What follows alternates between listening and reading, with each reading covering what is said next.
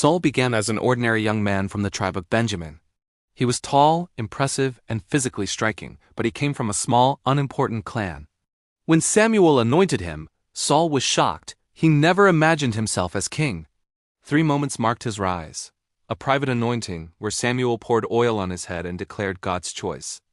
A public selection by lot, where Saul hid among the baggage out of fear. A military victory over the Ammonites that united the tribes behind him. Saul's early humility made him a promising leader. In the beginning, Saul was not only chosen, he was empowered. The Spirit of God came upon him. He prophesied among prophets. He led Israel with courage. He delivered the people from their enemies. His early reign was marked by strength, unity, and divine favor. Israel finally had a king who could stand against the Philistines. Saul's downfall did not begin with a single act but with a pattern of fear-driven decisions. The first fracture, impatience at Gilgal, Saul offered a sacrifice himself instead of waiting for Samuel. It seemed small, but it revealed fear of losing control. Insecurity about leadership, a willingness to bend God's commands. Samuel warned him that his kingdom would not endure. The second fracture, incomplete obedience. God commanded Saul to destroy the Amalekites completely. Saul spared the king and the best livestock. When confronted, he justified his actions instead of repenting. Samuel's words cut deep. To obey is better than sacrifice. This moment sealed Saul's fate. God rejected him as king.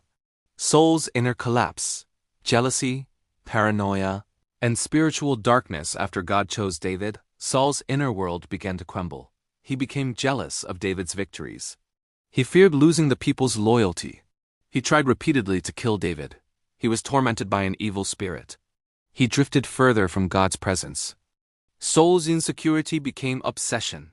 His kingship turned from leadership to survival, from courage to fear. Saul's tragic search for guidance. As God's voice grew silent to him, Saul grew desperate. He sought answers through dreams, prophets, and priests, but God did not answer. In desperation, he visited the medium at Endor, violating his own laws. Samuel's spirit confronted him with the truth. The kingdom was lost, and death was near. This moment shows the depth of Saul's spiritual isolation. The final battle on Mount Gilboa. Saul's life ended in a tragic but strangely fitting way. The Philistines overwhelmed Israel. Saul's sons, including Jonathan, were killed. Saul was wounded by archers. Rather than be captured, he fell on his own sword. Israel fled, the Philistines occupied the land, and the king who once united the tribes died in despair. Saul's legacy, a warning and a mirror. Saul's story is not simply about failure, it is about the human heart. His brilliance, he was a gifted warrior and a natural leader. His devotion, he began with humility and a desire to serve God. His influence, he united Israel and defended it from enemies. His vulnerability, fear, insecurity, and disobedience slowly consumed him. Saul shows how a person can be chosen, gifted, and empowered, yet still fall if the heart drifts from obedience and trust. The final judgment at the great white throne is the last act of divine justice, the moment all humanity stands before God, the separation of the righteous and the wicked, the end of death, evil, and rebellion. The doorway to the new heaven and new earth. It is a sobering vision, but also a hopeful one. Because after judgment comes renewal, after justice comes restoration.